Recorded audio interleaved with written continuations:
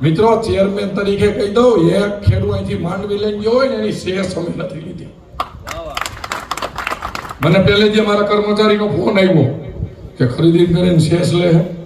મેં કીધું મારા ખેડૂત છે ને હુકામ લે મને ખબર છે, એને હરરાડે બોલાવી લેવા દો. બોલી છે ગોંડલ તાલુકામાં. શું ભલા માણસ તમે માંડવીની વાત કરો છો. અને હજી તમને કહી દઉં આગામી સમયે ગોંડલમાં ગમે એટલી એન્ટ્રી ઓનલાઈન થઈ ખરીદી કરાવવાની જવાબદારી અમારી જયરાજભાઈની છે. રોજ બધા પાસે રિપોર્ટ લેસ કેટલી માંડવી થઈ છે નહીં તો આપણા બધા મૂળ વાત એટલા માટે કહું છું, જીવ એટલા માટે ભરે છે કે એલા આ કેન્દ્ર એક દી બંધ છે ને અમને પોહાતું નહોતું. હુકામે કે મારા 500 ખેડૂતનો માલ નહોતો જતો, મારા 500 ખેડૂતનો માલ નહોતો જતો.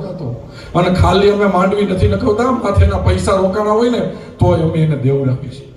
અને હજુ આગામી સમય આ ખેડૂત માટે ગમે ત્યારે પ્રશ્ન હોય ને તો જયરાજભાઈના દરવાજા આપણા માટે ખુલ્લા છે. આપણે બધા સાથે મળી આપણા વિસ્તારનું જ્યાં હિત હોય ને ત્યાં ભેગા રહીને એવી અપેક્ષા.